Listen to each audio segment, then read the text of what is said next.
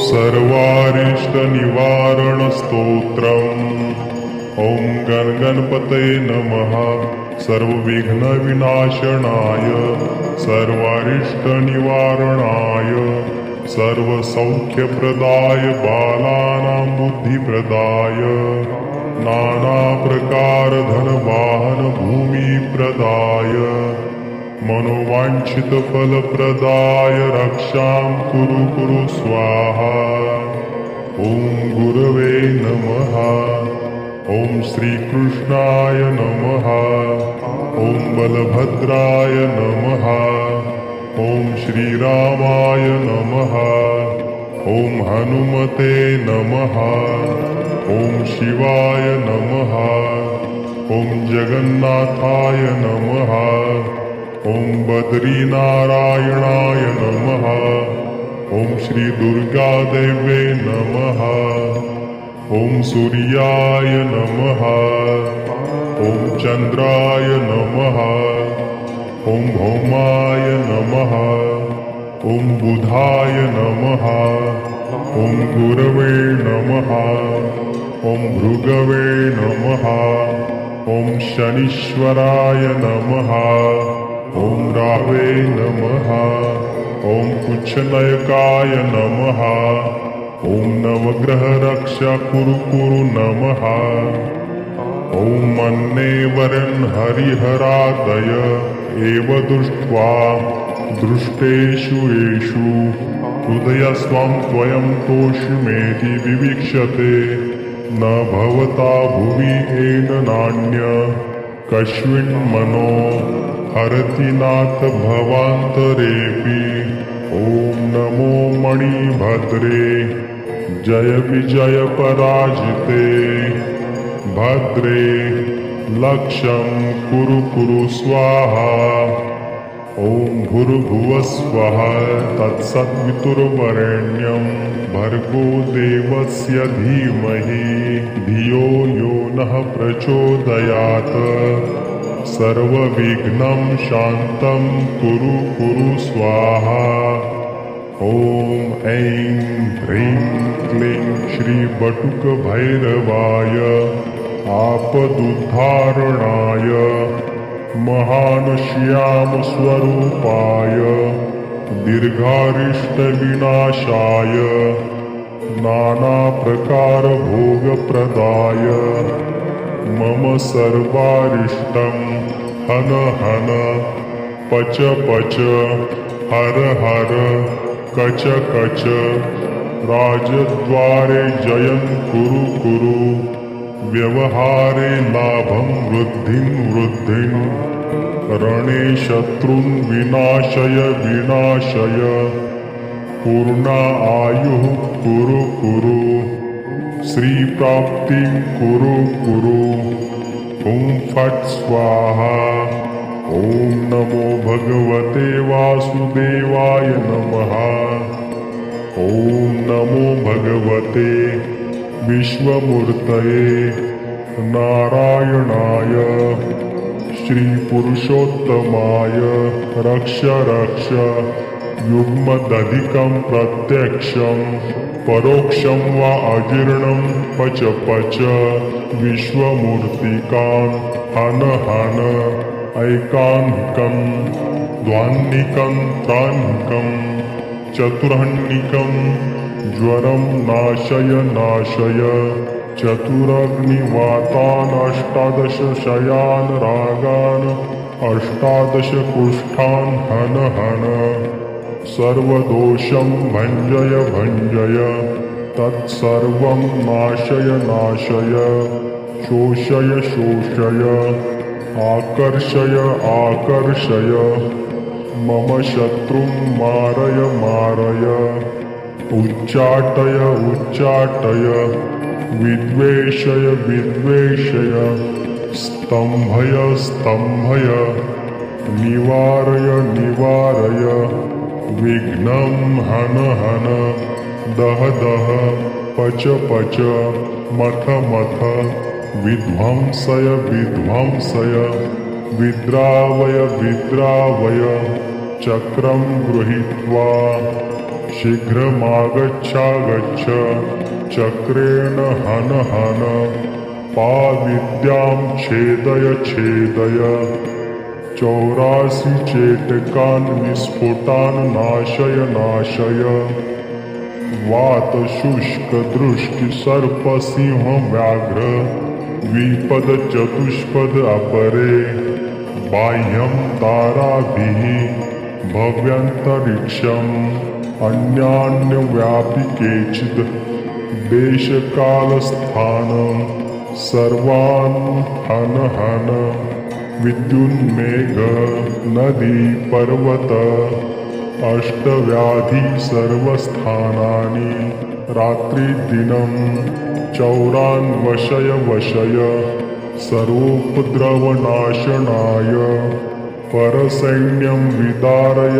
विदारय परचक्रं निवारय निवारय दह दह रक्षां कुरु कुरु ॐ नमो भगवते ॐ नमो नारायणाय ॐ फट् स्वाहा ठः ठः ॐ ह्रीं ह्रीं ॐ ह्रीं क्लीं भुवनेश्वर्याः श्रीं ॐ भैरवाय नमः हरि ओम उच्छिष्टदेव्यै नमः डाकिनी सुमुखी देव्यै महापिशाचिनी ॐ ऐं ठः ठः ॐ चक्रिण्याम् अहं रक्षां कुरु कुरु सर्वव्याधिहारिणी देव्यै नमो नमः